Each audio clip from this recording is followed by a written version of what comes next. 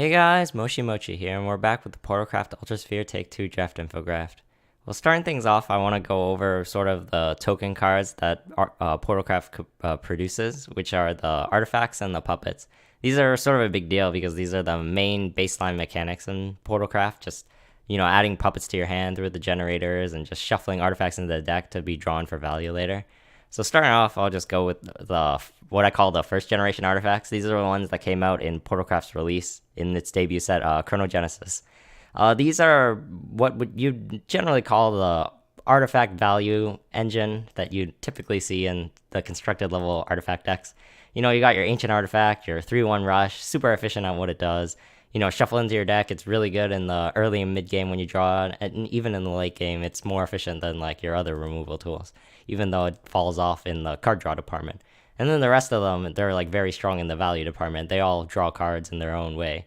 Analyzing artifact, it's very, very strong in the early game. You can still get it off several of your early plays, and then if you can weave it into your curve early, which you definitely have the tools, and just your general 2, 3, 4 drops to just drop and analyzing alongside it, then it's very strong because it just allows you to keep up on the pressure on board, and then you get to cycle later, which definitely keeps you up in the value game. Mystic Artifact, this one's probably the strongest like standalone one, like in all aspects of the game. Early game, like the 2-3 ward is very strong, even though like 3-3s are starting to come into the format. You still have like puppets, which are your standard mechanic in Portalcraft, which allow you to sort of mitigate the weakness where like a 2-3 trades with a 3-3, you have puppets potentially in hand or that can be generated to deal with one defense. And just general fanfare, like fanfare draw card, like early game, mid game, late game, those are all super, super solid. And the general like straight up like very good efficiency for its cost, just 3 cost award. Unfortunately, there aren't too many ways to generate it. Like you only have like your general, I won't say do nothing cards, but like some things that maybe you wouldn't rather have into your deck to just shuffle them into your deck. So unfortunately, Mystic Artifact is sort of taking a back seat in this expansion, but we could always see like mini expansion stuff or, the next set, just put more emphasis on it. Radiant Artifact, same thing. There are less ways to get it in the format, but you can still, get it from several of your cards. Yeah, I'm not saying weak in the early game. You can still use it sort of like a Dirk, but the card draw can be sometimes situational if you don't have something else shuffled in your deck or you drew stuff in like a weird order. But in most cases, both cases, you just draw a card. And in the late game, it's definitely the strongest out of all the artifacts. Just having Storm Potential in hand, 8 damage over the course of 2 turns, or just having a play to just help you remove stuff or pressure your opponent. All that's like really good. But, in the early game, it can definitely be detrimental just having this sort of like sit in your hand as sort of like a removal that you can't really pressure people in the sort of early stages of the game. So that's mainly the first generation artifacts, like the main things about them. Like there's a lot of other stuff like how to use them, like in what parts of the game, all that random stuff, but just general stuff I wanted to go over. So going with the second generation ones, these ones are like the more newer ones that came in the more recent packs. I guess side games is sort of like leaning more towards like these ones, I guess, but we can always see as the new expansions come out. So we got the strike form and the guard form. These are generally paired together when they're shuffled into the deck. But, they're both really solid. I forgot to write the additional effects for these two, but this one comes with Rush and this one comes with Ward. In general, you want the Rush one because it's very efficient to tempo it out on board. Like you put a 2-drop, 3-drop, 4-drop, something like that alongside it, and it just rushes out like a 2-drop or even a 3/4 drop because it can always gain the extra stats from Enhance. 5/4 is not like, 5/4 is not like the best, like quote unquote, for trading, but it definitely gets the job done. And for the guard form, like same thing, 3/3 ward, you're very happy with that, especially for 2 play point costs. But 4/5 is relatively premium stats. It's basically worth a 5-drop, and just dropping alongside some, again, mid-range threats, and these cards themselves are both very respectable cards on their own. And again, you can weave them in on curve very efficiently, and you can always get that extra bit of value in the late game as they scale. So speaking of things that are really good in the late game, we got Prime Artifact, one of the main draws to sort of playing Portalcraft. It's gotten, I won't say weaker over the expansions, but the other crafts have definitely gotten tools to sort of deal with it. Like in the early days when like this came out with like Nowhere and all the other ways to get it, Like you could just, evolve this and you sort of like win the game just curving out this into just a standard fair mid-range game, which Portal definitely has a very easy time doing. And then you just play your prime artifact with like neutral board or relative safety on board or like puppets in hand, removal in hand, and then you basically snowball and win a game from that. Just recurring the prime artifact or your opponent just not having the answer for the last words. But as the expansions have gone on, basically every craft has sort of an answer to it. We got sleep incantations, forest whispers, banishes from the banish based crafts. We got, sword has ways to deal with it, shadow has ways to deal with it. And like, again, basically every craft has like one or two ways to basically deal with it efficiently. That it can even be like a detriment to have this like drawn to your hand where it's sort of, I won't say rotting, because definitely if you have a safe neutral game and you can always just bait out the removal or check if they have it or force them to have it or else they lose the game. So definitely it's a freebie, right? And so, it's a very powerful piece, just not as strong as it used to be, but definitely something great to have in its department. So last up, we got the puppets. These are actually a very big deal, and it propelled Portalcraft to a success in the expansion that came out, Chronogenesis, up to like even now. It makes it like super strong. Like puppets, I consider like sort of like breaking one of the rules of just trading in general and like take two or just shadow inverse in general, because like you have like, let's say your good stuff ping followers or something, but what puppets do is they let you store those pings in hand. Like you play like a value ping for value, like think about like something like Bloodcraft, like a Salome or something, big knuckle bodyguards, like those things fizzle when they're played on a neutral board. But like if you draft like too many of them, like sure, you're very happy, but like sometimes you just have cases where you're just really up on value, but you need to put up some board pressure, and then you play those cards down, and then they don't get those pings right away. But for puppet cards, they get to mitigate this weakness, because these puppets can just be stored in hand. Like by default, like when you get a fanfare, draw a puppet, evolve, draw a puppet, those things are just ping one, but they're you can throw these ping ones out at any time.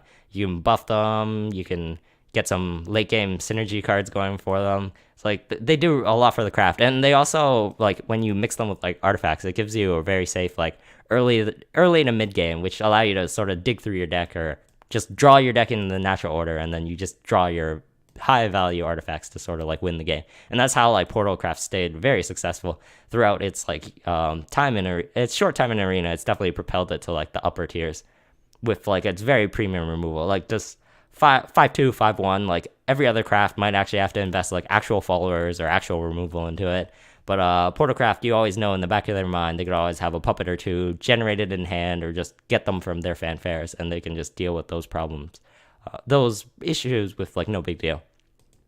So that's mainly all I need to talk about for like the tokens. So I'll just go through the cards in the natural order now. So we got Artifact Spark. This card's very fun to use, but a problem with like Chronogenesis rotating is just a lot of the shufflers are sort of rotated, ways to tutor them from your deck, like Hackrabby and the 2/3 that also tutored. Like you do have ways to draw them from your deck, but they're not as consistent. Sometimes like just not having like the shufflers being drawn in the right order, stuff like that. That Artifact Spark, you need an actual artifact in your hand to actually do something. And these artifacts, like they're no slouch either. Like all these cards basically want to be played from hand. So if you're playing those cards from hand, you're not going to be able to play the Artifact Spark, because in order to play it, you have to convert something from your hand, an artifact in your hand, into the Artifact Spark to like recycle again. And for the most part, like I'm not saying you're playing like a mid-range game plan, but like Portal sort of defaults to that sort of style. So like if you're not playing the super hyper aggressive like Portalcraft decks, then this card's not very useful, because like dealing like 4 to like 8 points of chip damage, sometimes that doesn't matter. Maybe you just win the game off just controlling the board for a really, really long time and just establishing like a late game win condition or something. So next up we got That Which Erases. Like maybe you can like bump Marduk down later. That's just like a preference thing. But this card's mainly just the fact that it's like vanilla. The shufflers, like the main ones, like sure you got like the sort of lower cost ones, and maybe newer ones will be put into the pool. But for now, like just the shufflers, again, these things come down early. Like they're basically your only 2-drops. So the things that come down early, like this thing has to be basically comboed with something. Like it's way too vulnerable for defense. Like it's Craving Splendorable, just standard removal, like 2-drop into like removal, random pings, stuff like that. That it just dies way too quickly, and it doesn't threaten enough for like its for its cost, like 7 play points to play like, you know, a 6-4, maybe like 6-5, it would be a much better. But for now, it's like sort of mitigated to just like a vanilla follower with like a bunch of downsides to just playing it on board. Like Portalcraft already like likes just sort of removing everything your opponent does and just establishing like small threat after small threat, and eventually just accompanying that with like one big threat, and then you have like small threat, big threat, and then you just win the game from that. But this, it's like not good enough as like a big threat. There are definitely like big threats.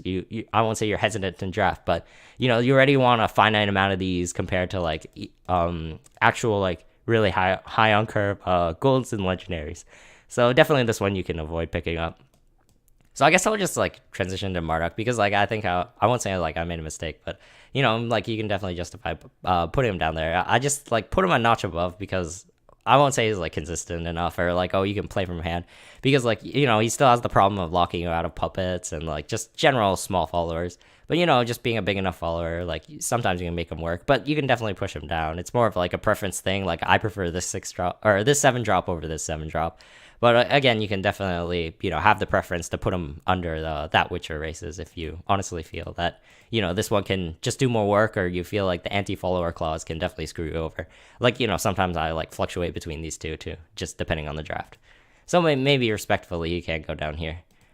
So this guy, the eyeball, he's very cool. He's got a very not conditional evolve, but like a non-standard evo. Like the problem with this card is like when the non-standard evo kicks in, like he can't trade, right?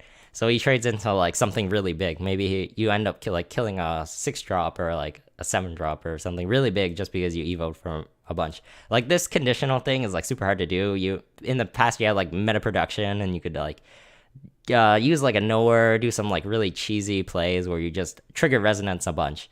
A main application I find with this card is you can just sort of play it on like, you know, a turn 3 standard, and then if it resonates onto your turn, you basically got a 3 play point Dread Dragon. And you can sort of weave this out as like sort of like that kind of Dragon Rider thing, where maybe you have like a high priority threat or just playing threats alongside threats, and then they sort of have to deal with this before it starts like scaling. And you know, if you play pre-resonance, you can definitely force this to be sort of priority target, which can be like a very good way to use them. But again, this thing is basically nothing to bank on. Like sometimes in a rare situation, you get the super AoE, like Evo, most likely. Or sometimes you get like double resonance on a turn, but for the most part, you're not banking on that, and it just ends up being understated. And again, the Evo can definitely screw you over more than it can help you by being like super overstated. So Destructive Refrain, this might be surprising because Portal's actually a really good user of this card. Like, it's actually super, super strong in Portal. Just the fact that it has like so many 3 drops, and yeah, just 3 drops in general that it likes just picking up. And your decks will in general have quite a bit of 3 drops, and it like comes really well with it. You know, just being like an explosion or something like these are like really prime targets for it. But a problem I found is like Portal's actually like so good at just keeping the board relatively clear. Like, you know, if you're like reverse snowballing, your opponent's like, oh, they have Basilius or they have like something for you, or they're gonna like try to all in you, and then maybe like you can get like a ton of value from it. But mainly it's just like you're only getting a ton of value from like super aggressive decks, and like those super aggressive decks already sort of like fall prey to like Portal's just general game plan. They have like puppets, like standard curve into like puppets. If they have like this, like even a marionette lad, like those general stuff already like beat aggro good enough. Like if you're facing like value or mid-range decks, like this card's your opponents are slowly grinding the game alongside you. They know you're playing Portalcraft. They either have like some super late game win conditions to get to, like, you know, Lions, Abyss Summoners, like that kind of stuff, or they're just like trying to all in you as quickly as possible. And then like again, that sort of plays into your general plan that I feel like this card isn't really needed for sort of the aggressive matchups. So Jerry, again, same thing. So this is an ironic thing. Back then, he was like quote unquote the best in Portalcraft because it had a larger pool just because Chronogenesis had a bloated card pool and basically all its picks just because it was Portalcraft's introductory expansion. So they had more cards than usual. But ironically, because they had like artifact shufflers and a lot more of them in the past, like, you know, just the stuff that's shuffled, like 2 Radiants, 2 Analyzings, 2 Ancients, stuff like that are just shuffled into your deck. Like, even if you had like a pure singleton deck or you intentionally drafted one, just having these in your deck could sometimes screw you over. Like, sure, maybe nowadays, like, we have like stuff like the Guard Form, Strike Form, so maybe those aren't a big deal. But, and like, for the most part, you only have like the Lion that's shuffling like duplicates into your deck. So, like, you can make it work even if you have like high duplicate deck, or I said that wrong. Even if you have these sort of artifact shufflers in your deck, in general they won't screw you over because we don't have too many of those like doubles in the pool, or the ones that you're drafting anyway. But again, still avoid it if you want to. But sometimes it can line up, and you can have a really good Jerry draft where this guy ends up being a bomb if you play him on turn 6. So Apostle of Destruction, this card's very cool. He used to combo very well with like basically these two artifacts when drawn. Like you can definitely do some like cool things with like junks and these things. Like a lot of your low curve stuff, you can just hit in with them, and then you could sack them, and then maybe get their last words or just get their fanfares again. That's definitely like decent value enough. And just in general, like just a freebie effect that for the most part won't screw you over. Like you can always get the attack in before, and you can always whiff on the fanfare and just have like a 4 play point 3/3. And sometimes the destruction effect can definitely be used in a really good way because of just the discount. You could always save the card for later if you're afraid of AoE or like mass clear, stuff like that. So it's definitely like a usable card, not like super far out there because you definitely need the fanfare / last word synergies, but good enough to be like a decent enough pick. So Silva, it's not really controversial, but some people might be surprised. They might think, oh, constructed wise, it propelled like Puppet Portal to sort of like a really high tier for quite a while. But the main thing is, think about this accelerate, right? You're committing 2 cards, like, and you're wasting like fanfares. Like in the past, like you'd waste like actual fanfares from like 2 drops, 3 drops that would shuffle artifacts into your deck. These fanfares don't proc when they're silvered out. Like, and you can't, like I said in the pilot video, you can't always like get this combo. Even if you get this combo, like you have to draw it early, draw it in a good order, stuff like that. But just in the general case, just accelerating out like something not like amazing, like not like this or this or this. Like just even accelerating something like a Viola or something, you're wasting 2 cards on basically, I won't say a Blazing Breath, but basically a removal on legs. And then think about the rest of the game. All you did is you traded 2 cards for like 5 damage or something. Like, ideal situation, it ends up being like 10 damage, like 12 damage over like a really long game. But you still have to be putting a lot of pressure, and then in aggro's case, you're running out of cards if you're like being super aggressive against your opponent. Like you're trying to play the value game in a sense for basically all your Portalcraft decks, even like aggressive ones. You'll always default to like mid-range value game if your opponent ends up grinding you out. And then like the 7 play point, like 6/5 ambush, like it has the retribution problem, but like it's not too big of a deal. But still, it ends up being like, I won't say slow, but just playing it down. Like Portal likes playing a lot of other cards from hand, like multiple cards in a turn. Like, sure, you don't have like the artifact stuff to like play as your low drops alongside of other low drops, but you either play like something other really big with value or just multiple mid-range followers at a turn. And I consider this one sort of like not too strong, especially in like Portal's like sort of grindy game plan. Like if you're not doing enough chip damage to your opponent, like 6/5 ambush, it's not like the best at trading, and it's not gonna go face for the most part. So the World Gate. This card's very similar to the Airship Whale. It's sort of worse than, like, Airship Whale was already sort of like a preference pick. It was like either here or like here, depending on like how much you liked it. It was the inconsistent because of the resonance thing, but like for the most part, you could like weave it in on like 8, 9, 10. Like at some point, you could always get the two artifacts from it, like, as long as you had the things in your deck. But the problem with this card nowadays or Airship Whale, or just like the comparison to this card, is just having the cards in your deck. Like, sure, you might actually have like random stuff shuffled in your deck, but you also have to have like strong ones shuffled into your deck, right?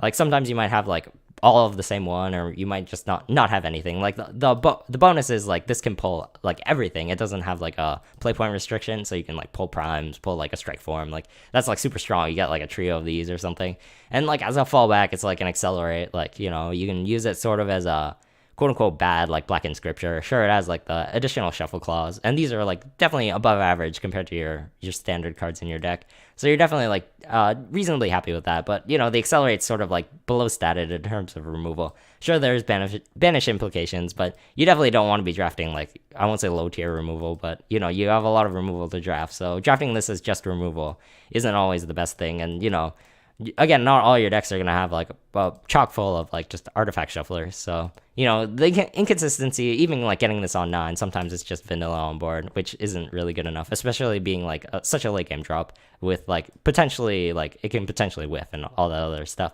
So you mainly just draft it as this, and then sometimes if your deck is high density of artifacts, varieties of artifacts, then you can value it higher and then consider it as like a late game win condition. So Sylvia, this is like the Dread Dragon on 9, but it has the benefit of hitting face. Like the accelerate is like an explosion. Like it's nice and all, but it has the similar problems with like this card. You're consuming Evo as well in this case. Like it's not exactly like not the explosion, like the Humpty Dumpty Evo, because it actually hits for 3 before, so you can like ping something first and then AOE. So it's like a super Breath of the Salamander, like spell power +1, whatever.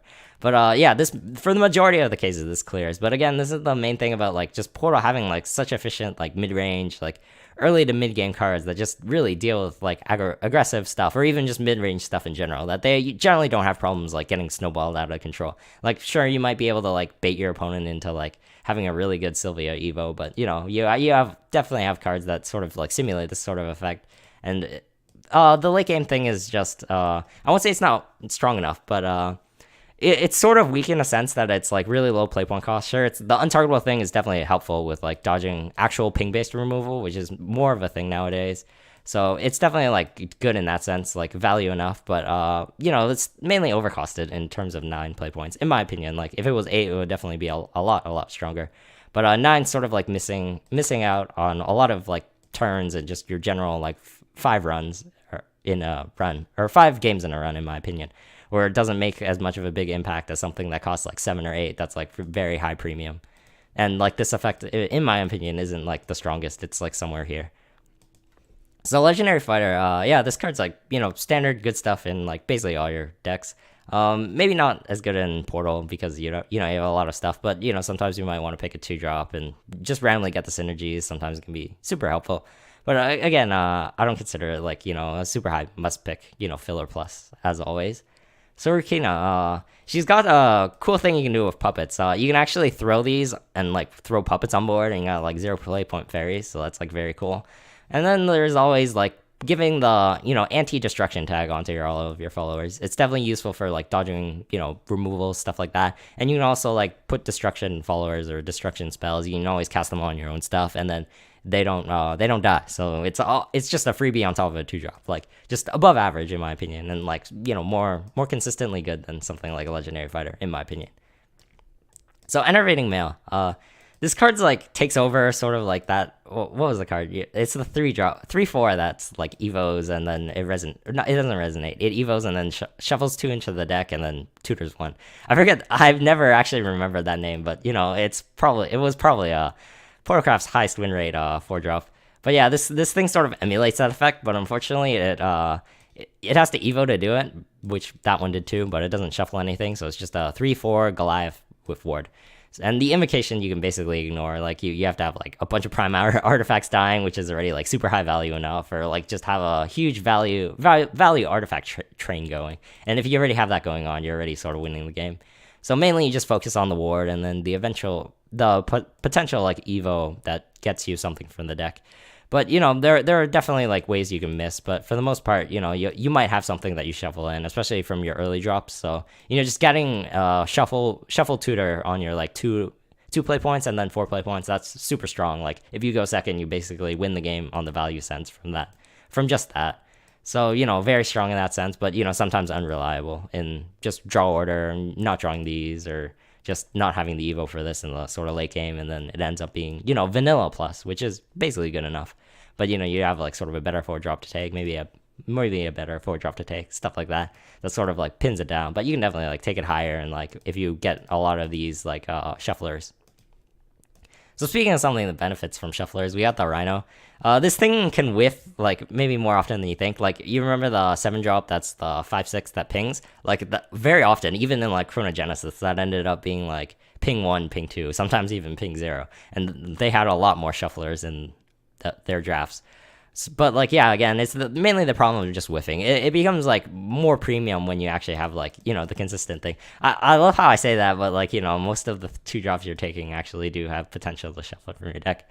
But again, you can always end up with neutrals, just random stuff like removal, stuff like that. So it doesn't, again, and draw order can always mess it up. So the fact that this can whiff, like you're not like paying for like a 2/9, like that gets a bit of bonus if you're evoing it. Like, that's not strong enough. You're definitely trying to take advantage of like maybe like a 3-7 rush. And sometimes just being like a 2-7 rush, 1-7 rush, that's not good enough. So that's the main problem with this card. And like, the rhinos definitely do help. Like they scale really well, and then they let you play like, 2 or 3 drop, which, Portal's known for just drafting a lot of those, and then play the artifact rhinos, which are just basically copies of these but artifacts. So the fact that they scale more is definitely very helpful. But, just the fact that it can whiff, and, there are definitely bigger, good, like 6 to 7 drops you can take over this card that may or may not be more consistent. So Moon and Sun, same thing, like, I think it gets a bump. Like, you can bump it up and down. Like, I think it's, like, here or here, but, Portal's very good at grinding out games already, but you can always get that additional bit of value to sort of, like, bump up your grind game even more. Like, I don't think it's, like, too necessary if you just draft enough of your tools you need, but you can always fall back on it. Has something to just play as multiple 3 drops, pseudo card draw sort of a thing that Portal, I won't say struggles with now, but you don't have as much access to these ones. So just having cards that sort of refill you on the hand, extra 3 drop to play all the time is definitely good enough to pick, on the off chance that you don't have enough value in your deck.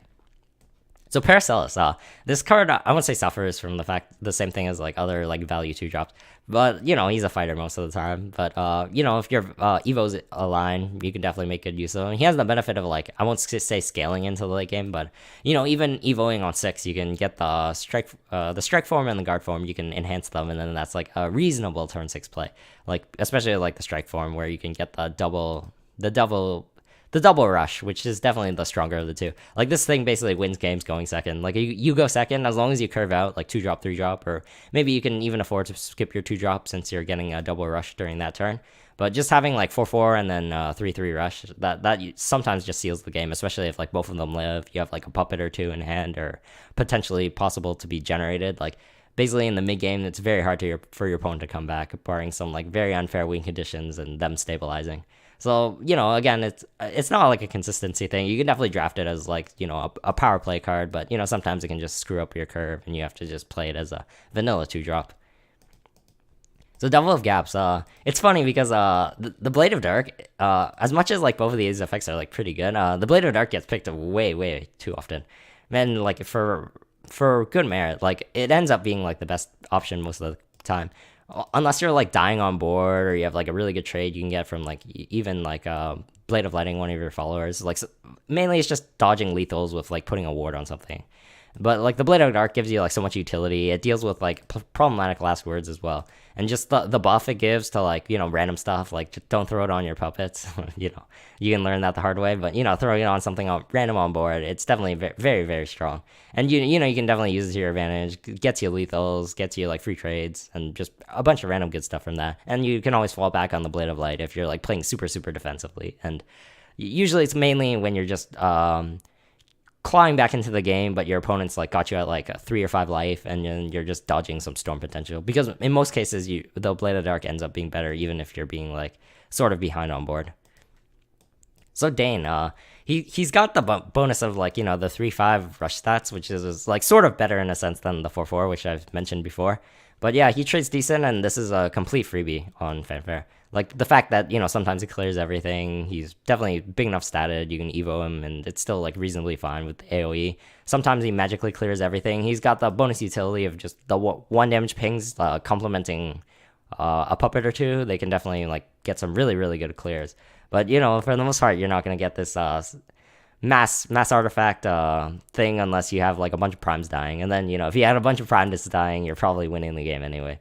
So you shouldn't bank on this AOE 5, but AOE 1 is definitely good enough, and you're very happy to just take a 3-5 rush for 5. So Orcus, she's gone down mainly because of the rotation of Puppet Room.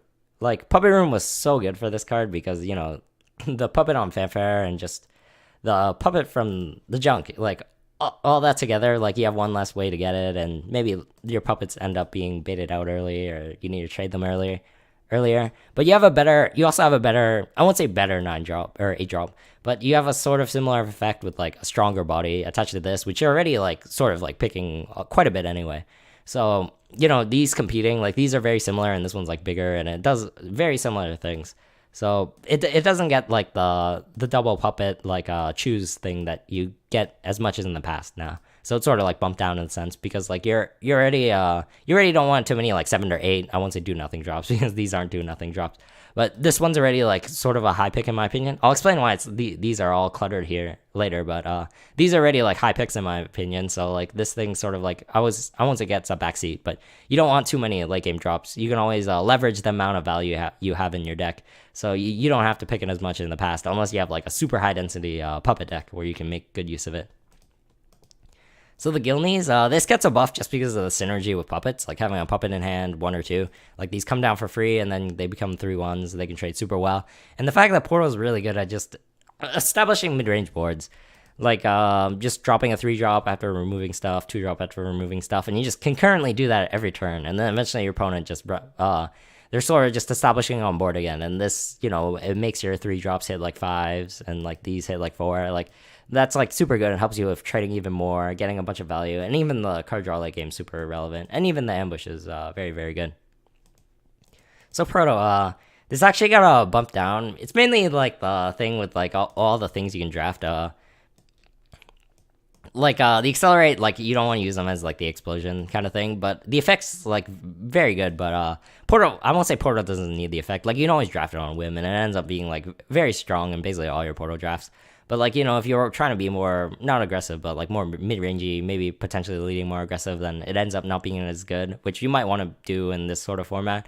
But also in like the late game, like you definitely have like a lot of value tools like puppet ping, stuff like that. Like Proto Bahama can definitely complement those and complement those well because it can AoE for like 4 or 5 or 4 on multiple followers. So you can definitely complement those in like more control-y drafts. But like maybe in like the more like mid-rangey drafts, you don't want him as much is like the main thing. But he's definitely like solid enough to take if you value him as like a late game drop. So Lococo, initially I had him like sort of here, sort of like the same thing as this, but this thing I feel like is one of the prime examples of like a 2-drop or an enhanced card that you should like strictly treat as an enhanced card. Like I won't say it's right to like throw him away in mulligans, but like you never want to like play him as like a 2-drop. Like this is one of like your power plays from your deck. Like just dropping them down on like 5 is like super strong. You can like skip your evo. You can like just transform any like problematic like even later in the game transform something problematic. It generates like one or two puppets, 1 guaranteed, and then just 1 or 2 puppets over the course of your opponent's turn if it's like annoying for your opponent to remove the 1/3. And then it's like very, very low drawback, just free transform. Like they don't have Portal doesn't have like the straight up like kill spell. Like this is like close enough and you can like simulate this as a kill spell. But just something to just deal with problematic stuff is just something Portal really likes because they have all the tools for like the small and mid game stuff. But sometimes something like really big can really, really hurt Portal. So, just having a catch all answer to that is definitely something you should draft highly. But definitely be careful about like just having him and just dropping down. Like you definitely will drop him down in a pinch if you're like curving out and you really need a low drop. But try to conserve him as like the really high value transform enhance 5 if you can. So Lashina, I was sort of like not hesitant like before when she came out, like where to place her, but like she ended up here.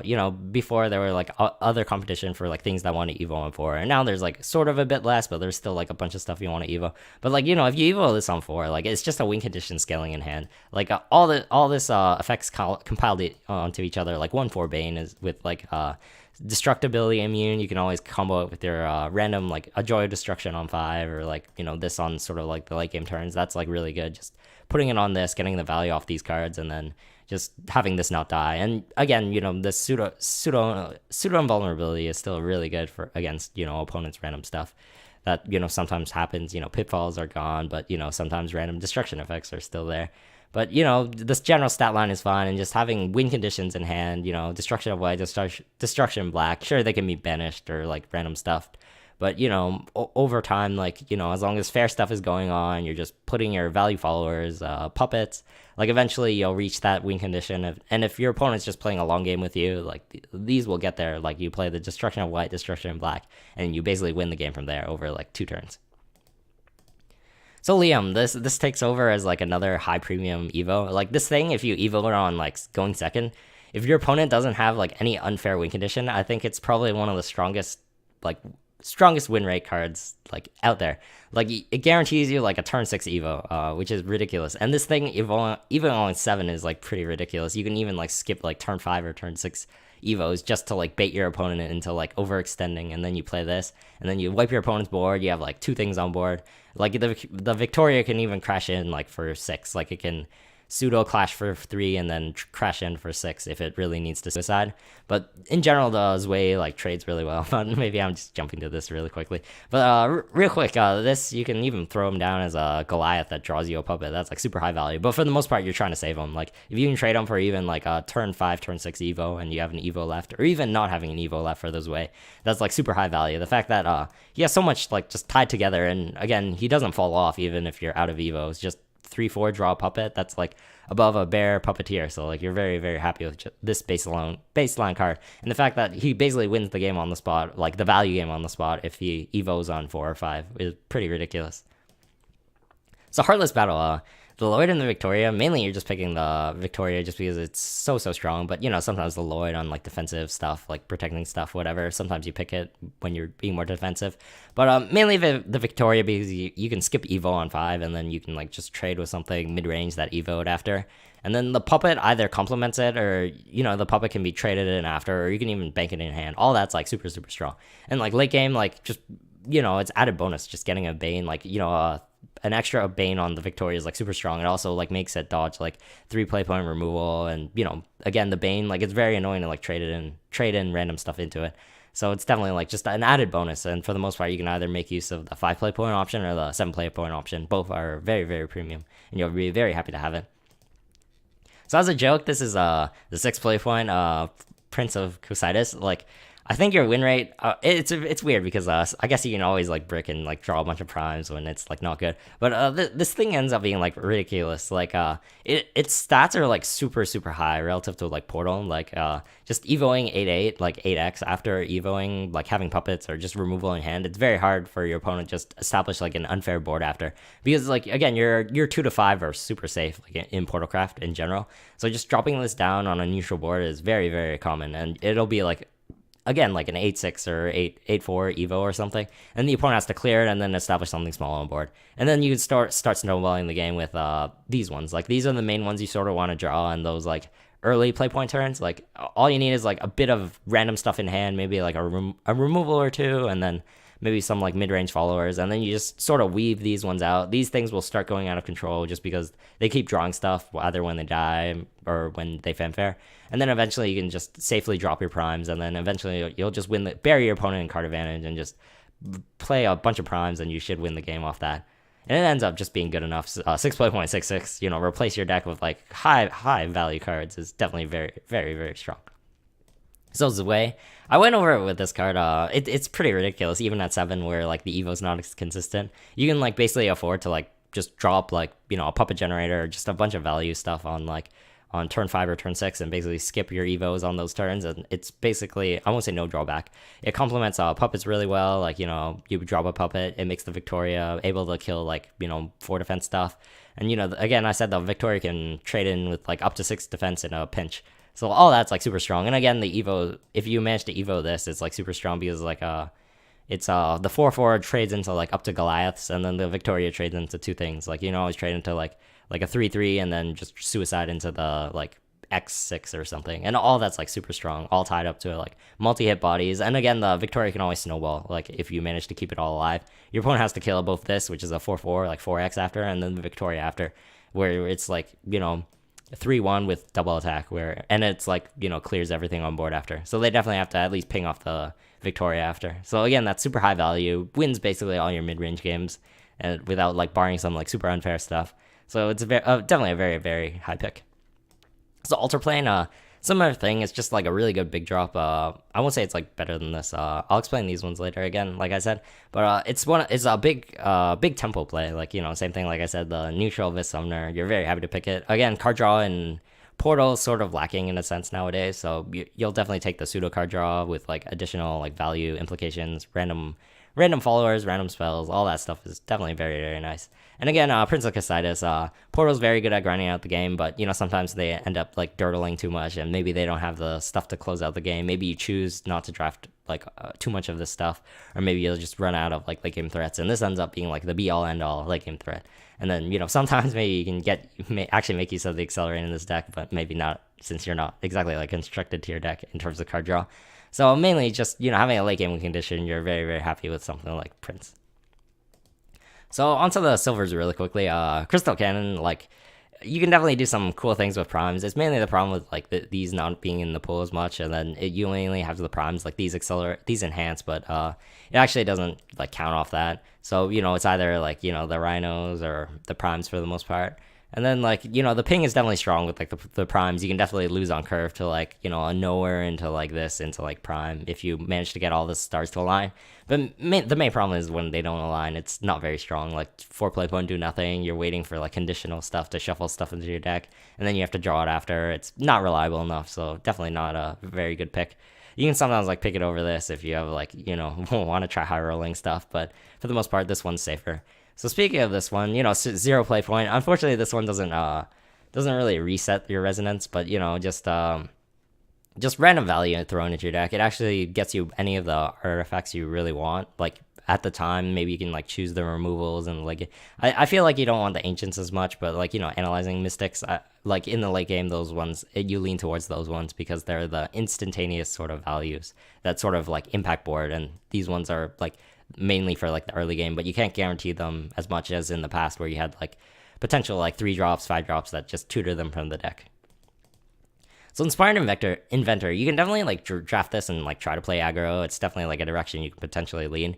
It gives you like the invention and the hazardous, like both of those are like decent ones. Like you get the heal against aggro, and then the ping if you're being aggressive. Like the ping ends up like being decent enough value. But the problem is like it's delayed, right? You're just playing a one play 1/1, and that's not strong enough.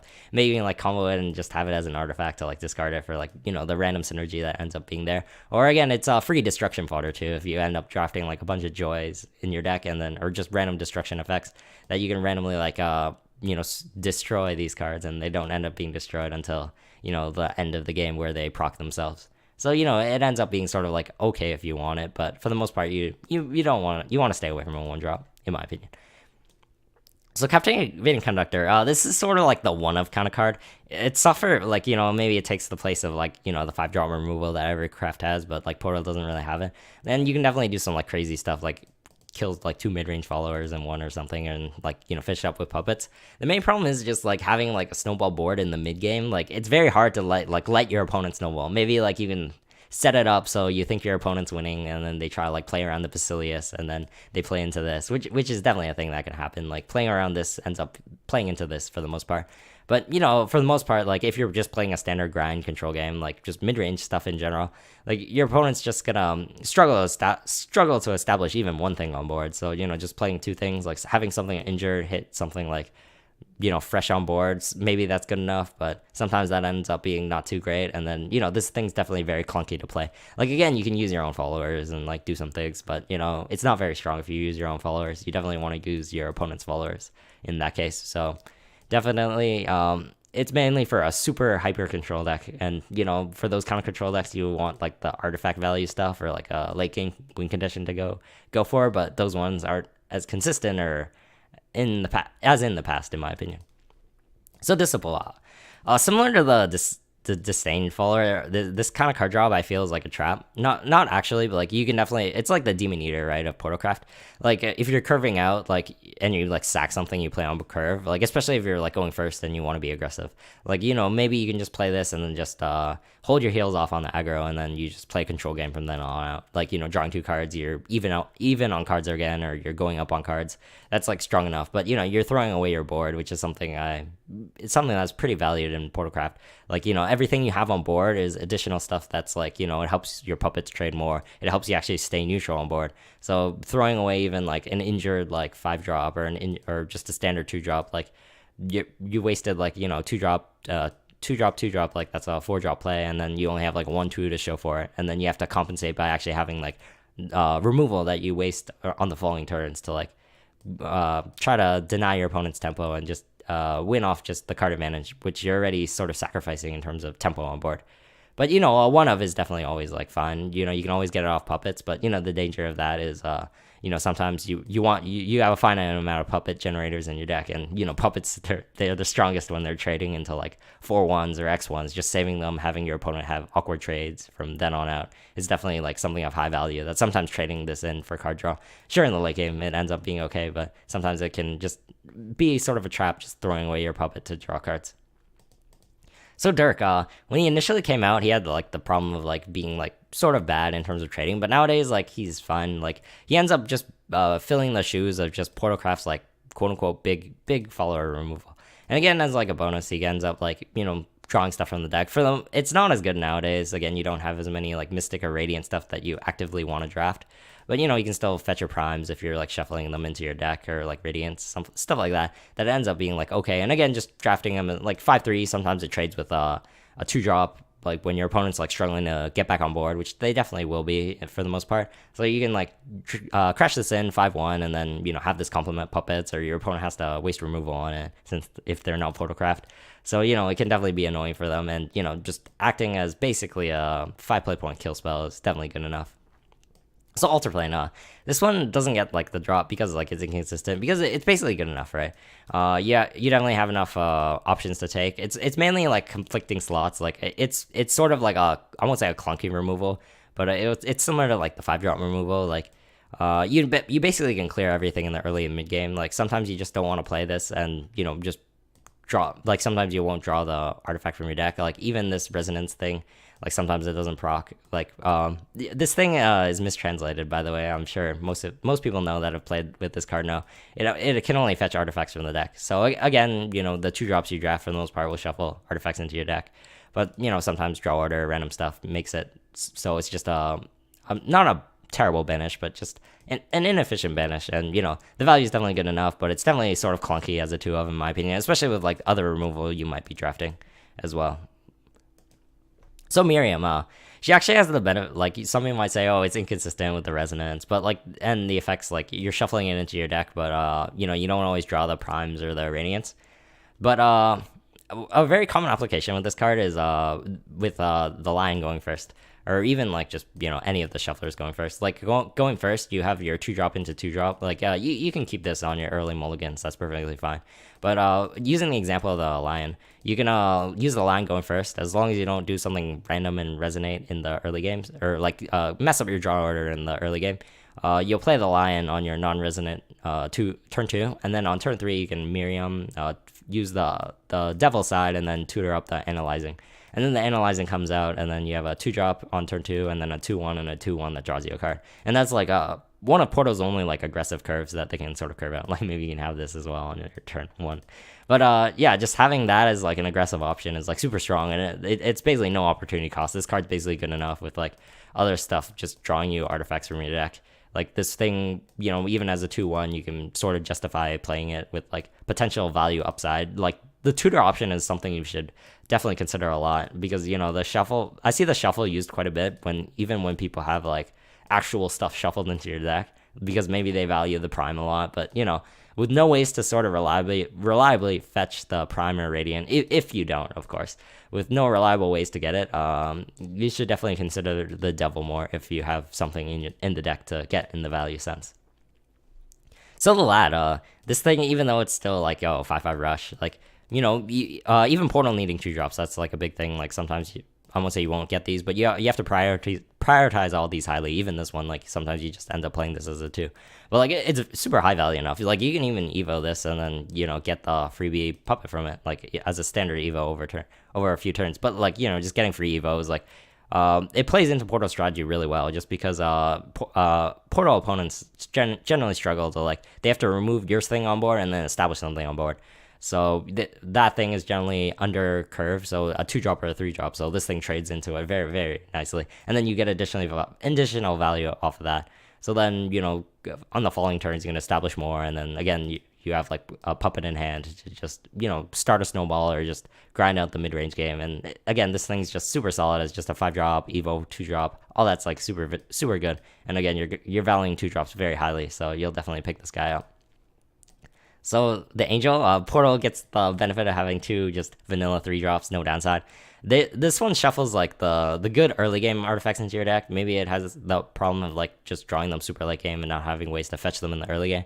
But again, you're just generally happy with it. Just 3 drop. This thing can win the game on curve. It's like above average premium stats, and you're just happy just weaving this down. Like you definitely have like a lot of value 3 drops to take, but this one's just another one to add to the puzzle.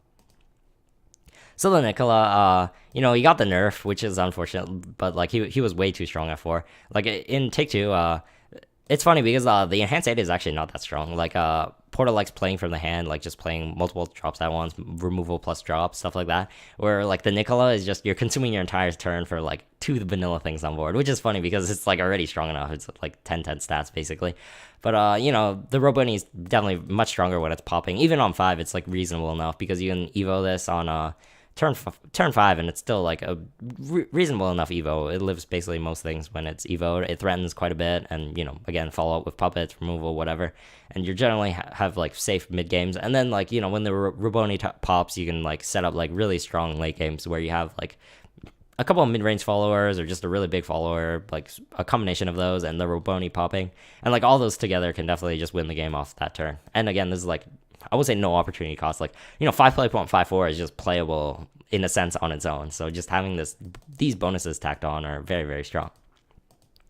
So last up, we got the Basilius. This thing is the killer of aggro. Like, it complements puppets super, super well. Like, you have junks in hand, automated knights, like, just anything that just generates puppets. Like, it kills 4 defense or banish 4 defense, banish 5 defense, like, a combination of the two. You can split body, stuff like that. And, in general, like, Take Two, everything's trading. So, for the most part, it can wipe entire boards. And 5/6, like, even though it doesn't gain stats on evoing, you're basically banishing all of the things that post evoed, and like maybe it just leaves like a 3/4 on board and it trades in perfectly fine.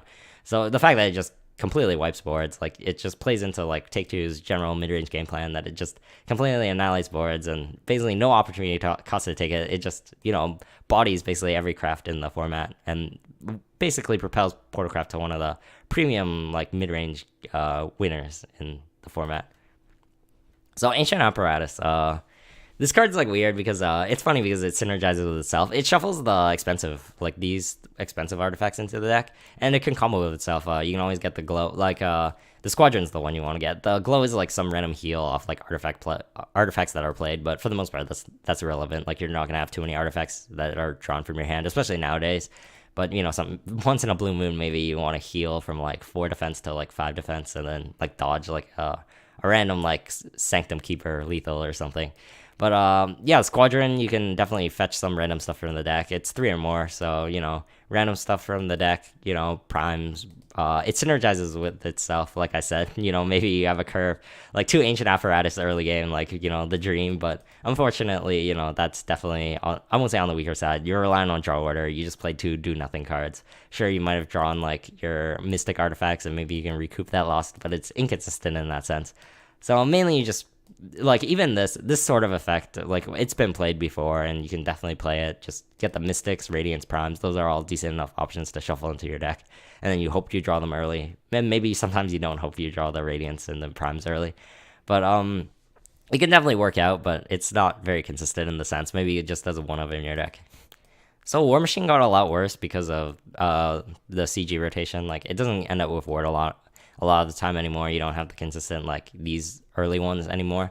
So just 1/4 for 2, it's not good enough anymore. Like trades with 2 drops for free, pings plus 3 drops, all that random stuff that just kills it for free.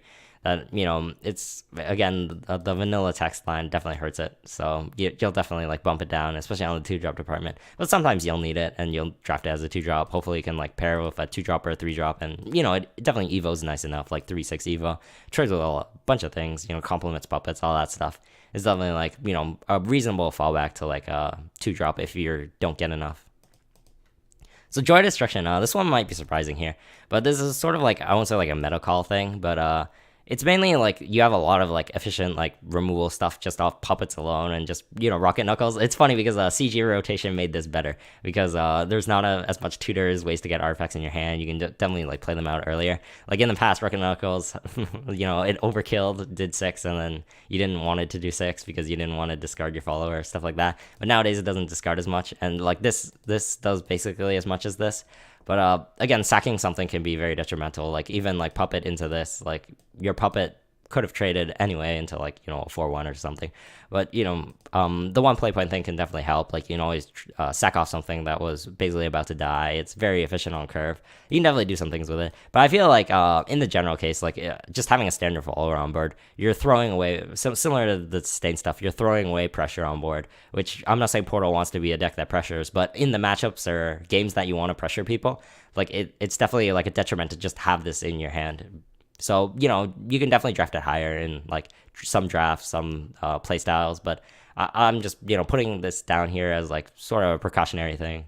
Just saying, oh, maybe you should consider Rocket Knuckles over it as your sort of like go-to removal of the draft. But you can definitely like be happy with like one of it in your deck. So I know this thing that I've been like down on before. Oh, it's like definitely like here, but like you can definitely like make it work, and like you can use it very efficiently as like pings over a few turns. You can bank them in hand, but mainly it's like not an early draw. That's the main problem. Like sometimes you can make it work, like going second or something. Like you just have it in your hand and you can use it as removal. Like if you're lacking 2 drops, and it ends up being like okay. Again, the fact that sometimes it ends up killing 2 1s and you have the puppet in hand, like. That's like very premium, which is very funny because this card can end up being mediocre a lot of the time. But it scales decently enough in the late game that it ends up being like good enough to draft like as a one of, even like I won't say over this, but I'd probably take the first windup over the second joy for the most part. And I'd take like Rocket Knuckles over the first of these any day, I think. Or at least in this format at least. So Rocket Knuckles, yeah, this card, it's funny in the past it got sort of overshadowed low. It has so much removal that you don't even want like Rocket Knuckles. You don't want removal at all because you have so much in your deck. But again, like this is still like very good in a sense. It deals with 2 drops, 3 drops, post devote stuff. You'll definitely like I won't say fall back on it. This is the best option you have. But Portal doesn't need it as much as other crafts need it, and Portal can definitely go for more a board-oriented game plan, similar to what I said, I think, on the Shadow one, where you don't want to draft all the removal in the world and not have ways to pressure people on board, because there are definitely, unfair crafts, unfair game plans that can definitely, force you to just play on board. And if you have just a bunch of removal in hand or a bunch of value in hand, that's not good enough. You actually need to just play stuff on board to just temple people out or aggro people out sometimes. So speaking of aggroing people out, so Enkidu, it actually got a bump from like before. Like already it was like good enough. The main thing is it's like a late game drop. You might like 5 play point 4/4 is like good enough. Even like Portal's like maybe above average 5 drops to take. But it's a card you sort of always want one of in your deck, which is fun, which is something I'll actually say with like all these cards. Just having the Gilgamesh, like Portal's very very bad at like closing out games. Like sure in the infinite grind game, Portal definitely has a leg up over most crafts. But just in the sort of late game scenarios, like if you did all your chip damage, like the opponent's on like 8 or like 9, something like that. Like Portal doesn't really have good ways of like closing out the game other than just mid-ranging the opponent out and just sticking like a bunch of followers on board. So just having like the option of having like a Gilgamesh draw in hand, like in the late game, I won't say this always draws, the resonance can definitely screw you over, but you can definitely like weave it out in your curves efficiently enough that the Gilgamesh, ends up being a potential lethal threat in the hand. And again, it's like value draw, like 4/4 ward draw card, like on curve sometimes ends up being like very strong. And again, the Gilgamesh can sometimes trade and then ends up being like lethal value. And I feel like this is one of the quintessential one-offs to just have, especially in this format where Portal wants like some aggressive option to at least finish off the games. So all these cards are very similar because Portal is very good at the mid-range late game scenarios, but you want to like sort of leverage that. Like you don't want to like draft like 2 of these, 2 of these, and 2 of these. Like sure, maybe you end up like queuing into like all Portal, not all Portal. Like sure, you'd probably win the Portal mirror doing that, but if you run into like Rune, Blood, Swords, like even Dragons doing that, like you end up winning. But like against like Haven, like, if Haven doesn't brick on their lions or something, that ends up fine. But even like Rune, like sometimes just drafting too much big stuff can be a detriment, which is the main thing I'm going for. Like you can respectfully bump any of these ones up here. Like the reason I skewed these picks the way I did is sort of like putting emphasis on the early game, which Portal never struggled with, but just having like stuff to like curve out and continuously put pressure on your opponent, because you're never gonna really have a problem removing your opponent's stuff, but just constantly putting threats on board, removal followed up with actual followers, not having like stuff, I won't say do nothing from hand, because all these cards are very, very premium cards. But again, falls under the similar umbrella of just cards you always want. Like you want at least one of these in your deck. I feel like all these cards are like super strong. This one's like one of your 6 drop, like standard 6 drops, gets you a bunch of value. Like basically all your decks, this card draws a card. Like if I were to pick one to bump up, even if like spacing issues, I'd bump up like basically all. Like these two would be the ones that I would bump up. But yeah, this one's like very strong, just vanilla stats. Evo's perfectly fine and just draws you basically a value card from your deck. But this one's really weird because initially it's like whatever, like 5/7. I have a bad habit of getting this Vulst for some reason, but yeah, it's like super high value. Just 5/7 ward definitely got better, less retribution in the format. Even when this got retributed, like 2 pups in hand, it traded really well. It was basically like a 7 play point cunning wyver, but which was like a very premium 5 drop. The main thing is like they were like clunky in hand, which was sort of bad and sort of like curving out perspective, because like if you have too many 8 drop 7 drop stuff like that, Portal's pretty good at playing the late game. But the main thing is I don't want people like just drafting too many. Like again, it's a draft style thing. Like you can definitely win different matchups by drafting more greedy, but this is more of a thing about like just defaulting into it. Like you can always choose to like draft more greedy, but if as soon as you like go away from sort of like not an aggressive gameplay, but more like a aggressive, I guess, leaning mid-range gameplay, then you sort of can't really go back. Like if you go the other way around, you can definitely draft like just one of each of these and then just sort of lean towards more value if you just end up getting one more marionette or just some late game tools. But I feel like just the trap of just playing a value game throughout all your matches, sometimes you can just fall into that trap and you end up like losing to stuff like princes, late game unfair stuff, and you wonder why, and then the main reason was you just drafted too much late game and you didn't have enough tempo to tempo people out. So this thing, I guess I didn't explain that much, but it's mainly just, I won't say it's do nothing, but like I said before, but it's value enough. I feel like one of is definitely good enough for this card, especially because it's not immediate impact on board. Sometimes you end up being snowballed enough, but like and on your neutral board, it's definitely good enough.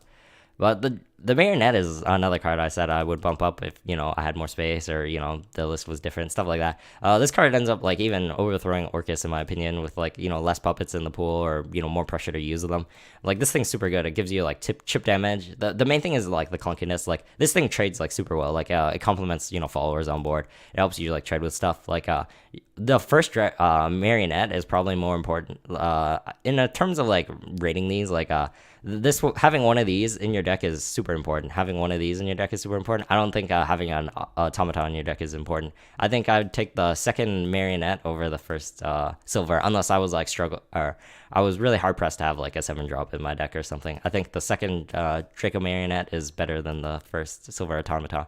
But that's like a personal thing. Again, you can always bump these higher. These things are high value enough. It's just mainly a sort of a game plan thing that I just sort of bump these down as sort of like one-ofs that you're very happy to pick the first one, and for the most part your second one you're very happy with.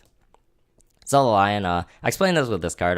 Your standard 2 drop, you're very happy with it already. Like it's funny because it originally started like here just because Portal had so many good cards. But again, you have like sort of a 2 drop issue now that you'll take any 2 drop you can get, and especially this one. Like I said, you can get the super Miriam synergy. Like analyzing artifacts are very strong when you draw them.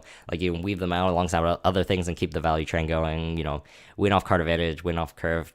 All that's like super strong, so you're definitely like pick these up, even like multiples of these. You're very happy with them just because a 2 drop that generates pseudo value in your deck.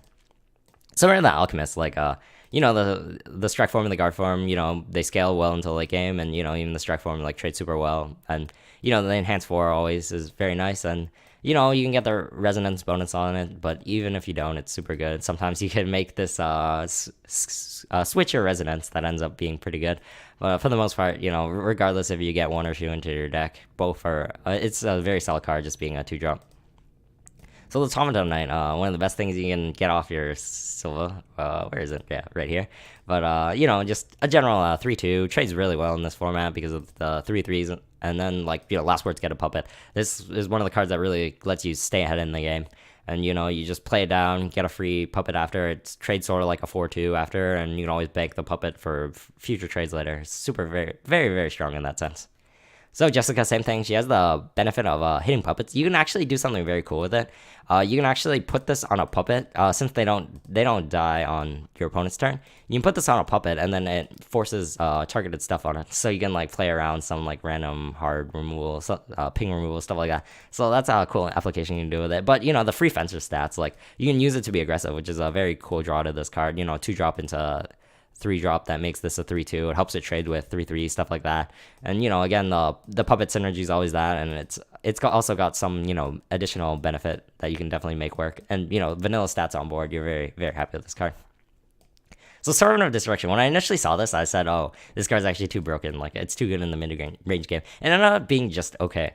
It had a couple issues. The main thing is when you're curving out, if you're playing 2-drop, 3-drop, sure, maybe the opponent plays a 2-drop, and then you can hit face and then play this, and it's you traded and got a bit of chip damage over it.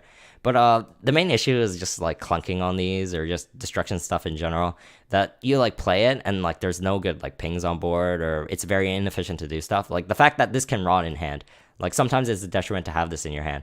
If you need to pressure people out and this sticks in hand just because you have followers in hand, or followers on board because you're pressuring your opponent, and then you have this in hand, you actually can't pressure anymore because regardless of what you do, you're killing a low drop or a post evo follower, and you're not getting additional board presence on board. So that's the main detriment to this. But definitely the combo, the mid range or value game plan or control decks that you sometimes end up drafting, you can always make puppets into 3 damage pings or something like that. Sometimes the randomness can be controlled, but sometimes it screw you over. But it definitely got initially I had it sort of here, but it definitely dropped down, especially with the sort of format changing in a sense. So Note of History, this card's probably one of the more hated 2-drops. It's very, very strong. You can just win games off 2-drop, play this, evo it, kill something, and then free prime artifact from your deck. Especially now with eventually less stuff shuffled in your deck. Getting the prime, if the opponent doesn't have the removal for it or the silence ways to get bounce it to the hand, stuff like that. They're gonna lose the game off being grinded out by a lot of prime artifact recursion. So, you're very happy to just pick this out. 1, 2, 3, free value on Evo. Just general good stuff 2-drop. The best of these ones just because it has potential to generate value off Evoing. So Junk, this card, it'll be sad when it rotates, but this thing is super, super strong. The puppet room that's on legs, I'd say. It's a ping on itself, and then it's annoying to remove, and then it gets you the ping initially, and then the ping after. It's so much value all in one. It's basically a 3/2 that trades super duper well. You control the way it trades, all of the damage is distributed, and over your turn and your opponent's turn. So it's super annoying to remove, and it's very high synergy with puppets, buffs, all that stuff. It's a very good value follower. It might get a drop in terms of not being aggressive enough. Sometimes you might even pick an Automaton Knight over it, but in the value sense, there's nothing that really takes over it in terms of the value sense, puppet wise for now. So it's a very good 3-drop to take, and if you need value removal stuff in your deck, Junk is definitely the way to go. So Viola. She's got the weird puppet claws. Maybe some people can explain to me. I actually don't know why this. I won't say why this matters because sometimes it matters, but in general, this the puppet thing doesn't matter. So your puppets trade for free, and then it's got a free evo, and then the evo is a benefit, so it's better than this when it's evoing. So you'll take it as just a 3/3 for 3 to pressure people out, kill 2-drops, 2/3s for free, and you're very, very happy with it. And again, the evo is icing that on the cake, and maybe you can sometimes make this work to do something cute. So Cruel Puppeteer, again, it takes over that, I think it was called Gravikinetic Warrior. That was the card, the 4 play point premium Evo. Something you get, you basically always get 1 puppet off it, and then, sometimes 2, maybe miraculously 3. It's super duper strong, just 2 puppets off it, just 1 puppet. Sometimes it just trades, clash into something, trade with a puppet, and then you basically force removal from your opponent, which is value in and of itself, or because you can deny a giant Evo follower, basically 6 defense can't trade into it, because if a 5/6 trades into it, it'll clash again, and then the 5 it takes, and the one puppet basically trades for free, and then you're basically up a ton in the value game. So just a bunch of value that it gets from just evoing is very strong, and even playing on its own, it's basically good enough. Even going up to the late game, because the opponent has to be wary of 2-drops getting traded into it. So, Zealot of Destruction, it's got the benefit of the conversion of puppets, which is funny because you're playing the value game. But when you want to play a tempo game, analyzing artifacts super strong, because again, it gets you the draw stuff. So maybe you can get on this or something random, something dying on board, and it ends up being okay, converting a 2-drop is perfectly fine. But the main draw is just using on a puppet, and when you don't need the value, and then it ends up being super duper strong. The fanfare, as long as you can dodge making it bad for you, you definitely want a 5-drop in your curve. So this ends up being a above stat 5-drop, and you're very happy to take it. So yeah, neutrals really quick, I guess. Benefit to this new templating is I can actually scroll this down without getting rid of this. So Lyria, same thing. It complements puppets better, but it's mainly if you have the neutrals to complement it that it ends up being super good. Otherwise, it's it has the detriments of being 1/1, vulnerable to pings, vulnerable to puppets, and random stuff. So sometimes it ends up being okay, but this definitely isn't the thing you want to evo to take advantage of its damage bubble. So mainly the neutral thing is the main thing you're going for. Investigation font, this is a preference thing. I consider Portal to have when you get the sort of tools you want, you'll definitely have enough value. Mainly it's just falling back on these card draws, and it's funny because you actually don't have much general card draw to fall back on, so maybe you can bump the font out. Again, font is, I won't say better than investigation, but it's the sort of, it curves out better, you can weave it in much easier, so I'd fall back on the font before I fall back on the investigation. And you probably want to fall back on the font more often than not, just because you're missing out on your old school 3 play point amulets that drew cards. The same thing, Genesis of the Legend, you can do some cool things with puppets that actually do nothing, back then when there was the ward one. But just random 2-drops on curve, 3-drops on curve. I'm not saying you're not the most aggressive, but every craft can basically make it work. Same thing as always. Armor Troll, again, I'm not saying Portal's an aggressive craft, but you're not playing. You can't always default to the defensive game plan, and sometimes Armor Troll ends up being good enough, funny enough, just because again, the application I said in the very first infographic where it denies Abyss Summoners, stuff like that, it's very, very relevant, especially dropping something late game on curve. But again, you have the automaton, you have the marionette, stuff late game that you can definitely draft that are safer than this. So Steadfast Angel, definitely good enough as a 4-drop, but 1-drop's sort of lacking. You don't have that many aggressive boards to protect for the most part. Maybe you can get a mid-range board and weave this out, but again, the card draw thing is sort of an issue, so this ends up not being that good if you can't get it as a 4 play point, 3/3 ward, and even then it's not amazing. Again, these are standard 2-drops. They're sort of here just in general in the value sense, but when you need 2-drops, you'll definitely need them, so you'll take them higher in the sense that you need 2-drops. Barkeep, Portal has definitely enough 2-drop or good 3-drops to take that you don't need a default to a Barkeep. 6-drop, you can definitely bump this up as a preference thing. You have other neutral 6-drops that you sort of want over it, but as a comparative wise, if you want a 6-drop, again, this thing basically doesn't screw you over, but sometimes it can, and its stats are basically good enough. Paradise, freebie evolve, you'll take it as a 2-drop, and the evo will benefit you when you evo it. Just don't make it the sole reason you draft the card, because the evo is inconsistent. Hard removal, it's slow, which is the main issue. Portal doesn't have a problem dealing with 2 play point or less, even more so than every other craft, just because of the general puppet mechanic. So, the first part of the Seraphic Blade isn't as important. Again, there's more efficient at removal, but sometimes you want the hard removal, you don't get the low Coco or these ones, and you actually don't have any in your deck, so maybe you want the one of Seraphic. So Valkyrie of Chaos, you can always bump it up, it's a preference thing. Maybe you don't end up with enough 3-drops, but something like this compared to this, I'd rather have an Automaton Knight or something. So the Angel, these ones were sort of bumping up because, they have the benefit of, the other unfair abusers of these cards of, abusing puppets, but I don't consider, puppets the things that you sort of store in your hand.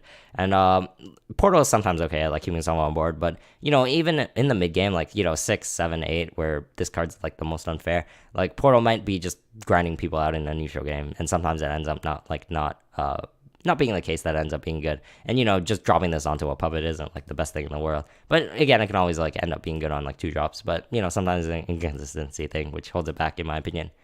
So Fount, it's very strong in Portal just because again with the puppets, card draw is definitely super needed. So all these like bundled into one, you're definitely very happy to take it. Goblin Fighter, definitely, like all these cards all sort of group together. They all draw cards in their own way, and again, Portal take all the pseudo card draw I can take. So these ones are very very strong. Again, these two fill out the 2-drop curve as well, which is very, very important. And this one's like a 4-drop sack, so that's also very strong. Same thing as a 2-drop, and then also like pseudo Rocket Knuckles, pseudo removal, and it's got the benefit of like having nothing on board, which Portal is very good at playing from nothing on board. So you can definitely like get this fanfare / Evo off more times than not. Splendor, you don't have like as many like unfair like storm finisher random stuff to get off it, but sometimes you can, but mainly just for removal. Like sometimes you just want something bigger and maybe you don't get this or you don't want this as much, but just random removal you can always take it as a premium. This thing never moves just because of this and just random implications. Same thing as always, just a value 5-drop. You might actually just take it higher just because you want 5-drops in general. Like if you miss this and then you have troubles getting this and you don't want to get like 3 in kiddos or something. So Catalina's always strong. Like Portal has a very good time just having blank boards on board. So just playing stuff random on board. Earlier in the curve is very strong. Just six play points is pretty early. So for the most part, you actually can play safe Catalinas where it ends up being the 4/4 and it doesn't have to evo and have the awkwardness of being like sort of not as good as a Gigas or something. So the Reina, it has the benefit of just being a bit bigger on board, which is funny because this is bigger on board. It's mainly a thing about like I won't say like being able to like actually get the puppets. Like I said, I don't consider those things like consistency things. Just like threatening on random stuff on board. Because like again, if you stick something on board, it ends up being like much stronger than like something like this, where this one's actually a respectable body in and of itself. So again, any 2-drop or 3-drop that sticks, or any puppet in hand, those things are enough to propel it enough in my eyes, in my opinion. And again, it's more of the aggressive implications that a card like this has over this, where Portal definitely has the tools to be a defensive craft, and you can always, again, bump this up higher, draft this as a high pick in terms of a value game. But in terms of aggressive tools, Portal definitely lacks those. So, just something that lets you play aggressive, and that's basically has no cost of playing it, is definitely something I value higher in that regard. So low Wayne, again, the storm is actually super strong, super important in Portal in this case. But again, the value, get incremental advantage, even though it's like a 3-drop, it doesn't really matter because it's super high value. Gets you not a win condition, but like super value engine going that you'll definitely appreciate. The Kaiser is very funny because the card draw ends up being super good here because it lacks sort of the card draw. You might even pick it more often than not, even though you have like the ping that you can sort of conserve in hand. But again, the 2-for-1s are definitely very strong if you get them off. Portal doesn't have those sort of like ping reliant evos, so you can definitely get the Kaiser evo more often than not. And just having I think you'll default to the card draw more often than not. And again, these standard 4-drops you're very happy with taking. Just things that fill out your 4s, or just value stuff, or again, things that ping on evo. Like Portal doesn't have those to fall back on, so just getting on the neutral slot is definitely a way to go. And again, these hard removals end up being more important here. Maybe not in this format, but like you'll always be happy with having 1 or 2. So just drafting these sparingly, they're definitely strong enough as like pitfall and like free chip damage that you're very happy to take. All right, Portalcraft ended up being a bit longer than usual, but I guess that wraps it up, and I guess there'll be more stuff in the future. So I'll see you guys later.